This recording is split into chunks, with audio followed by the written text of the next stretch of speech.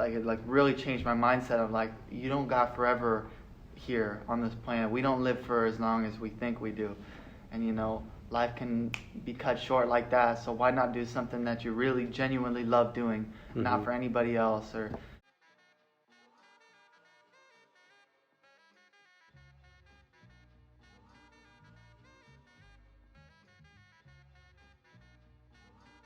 Okay, well, my name's Nick Moore. I'm 20 years old. I'm a sophomore at the University of Oregon currently. It's kind of up in the air here or there. Who knows what's going to happen in the future, but I'm a music technology major at the time. I've been studying and doing music my entire life, so that's just kind of what I ended up doing. I was going to be a software engineer in college, but I turned toward the music path at the University of Oregon instead of at Oregon State, so Oh, nice. that's kind of what I ended up doing, and that's just what I had a passion for and something that I truly wanted to do instead of something that, my parents or my family wanted me to do, Yeah. So I think there's a big difference in that. But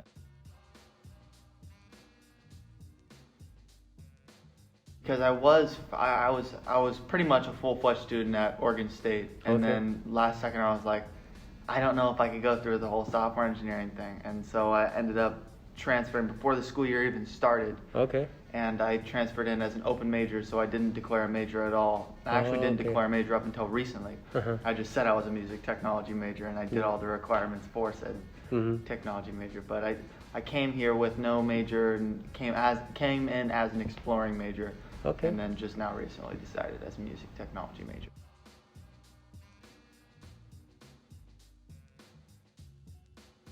Way to wean out the good and the bad information is just having the understanding that everybody's the same, man. At one point, everybody was a kid, everybody was a child, and everybody went through the thoughts and the thought process that you're going through right now as a 20-year-old kid. Everybody's felt like they're anxious and in a spot where they don't know what to do next. Everybody's been in this area where you're kind of in the early 20s age and you don't know what the next door is going to be that you're going to open. But, I just having the understanding that nobody has the right answers until you find the right answers yourself is kind of the thing that I've really been hammering on myself. It's just finding the right answers myself depending on what feels right to me. Ex-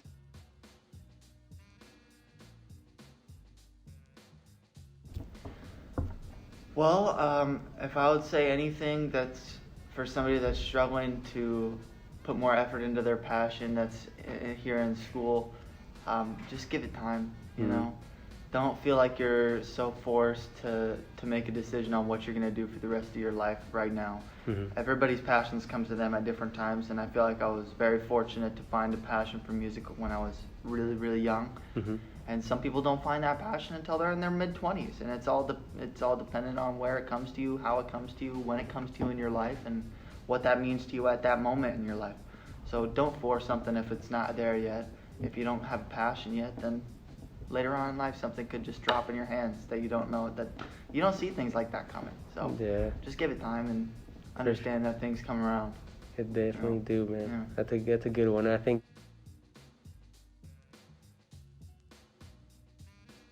Well, in high school I was an active athlete, and so it was always a stress relief to go out on the track and just run. And so for me, a stress relief and also something that helps with my keeping myself on track and keeping my stress levels low is going and exercising, whether that be hard cardio or whether that be just going to the gym in general. Getting up and doing something like that you don't want to do, but is going to be beneficial for you. Doing that is kind of like a change in mindset for the day. It kind of sets the pace right. It keeps my stress levels low. It keeps my head grounded, my head level. And I'll notice that when in periods where I won't go to the gym for like 2 weeks, where I'll start to get more anxious, I'll get more stressed. I won't feel as good about myself as most people do when they don't go to the gym, But I feel like it's one of those things where just the simple act of doing something physical and doing something that you don't necessarily want to do, but it's going to be beneficial for your body. I feel like that's a really big thing for mental health, for myself at least, that I find is a stress reliever. For sure. Yeah, man, I get that feeling all the time, and it's just because it's a passion doesn't mean that you can't be burnt out of doing something, especially with like social media age that we live in right now and us growing up with technology and things like that.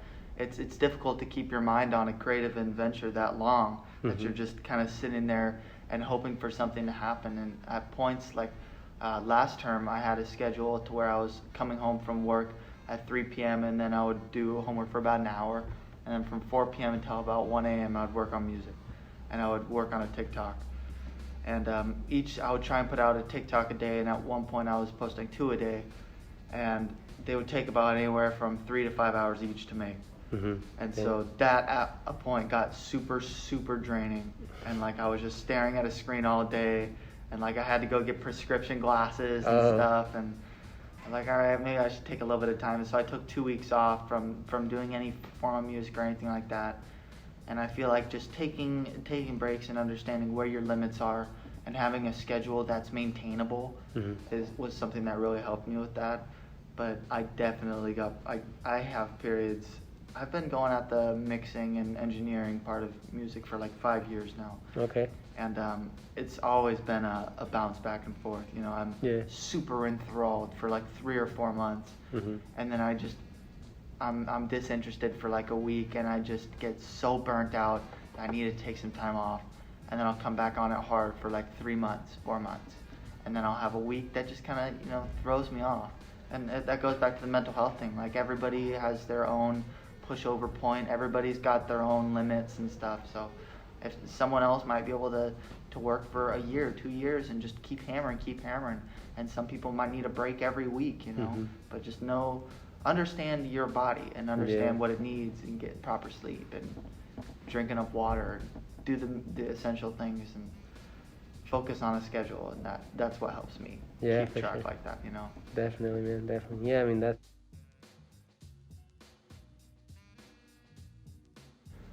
the one thing I'd say that has inspired me most recently has been seeing others that are just people like myself, or people like, I call them my peers on TikTok, because I guess that's where I'm most famous. But on TikTok, my peers, when I see them succeed, and I see just regular people, I'm like, if these regular people can do this, and if they can do this, why can't I do this? Or why can't this other guy do this, And it just is having the mindset and the understanding that you can do this as long as you put in the effort, and you have the understanding that you can do it if you take the right steps. And having the understanding and seeing others do that exact same thing is what motivates me the most. To like continue to keep striving and keep going is like, and as basic as it sounds for me, is like, if that guy can do it, I can do it, kind of thing, And just having that simple mindset sometimes can really help with motivation when you're not feeling it, because you're not feeling motivated all the time. Yeah. Or you're not feeling motivated 24/7. I don't care who you are. The Rock isn't feeling too motivated 24/7 as much as he posts himself in the gym. But I'm sure he's more motivated than a lot of us. But still, he's a person. He's a human being, just like all of us. exactly, man.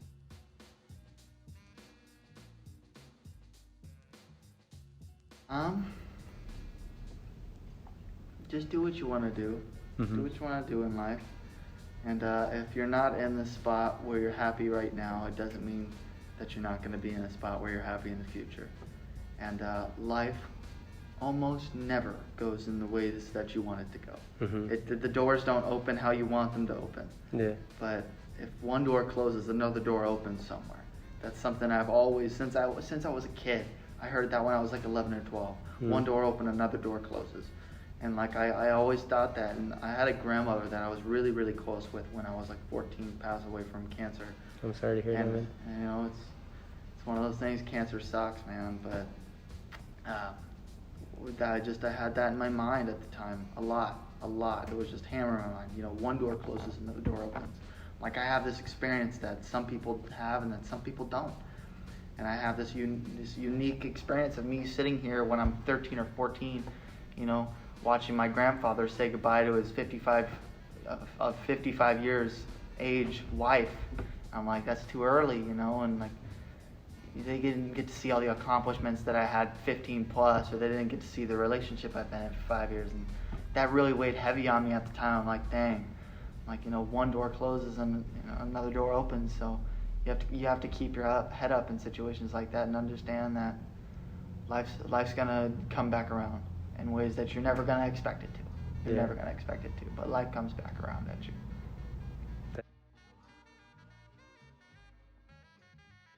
So yeah, I think that concludes the little interview we have Heck for yeah, today. man. Thanks for having me. Yeah, for sure, bro. Awesome. Thank you for taking the time of your day again. Yeah. Yeah.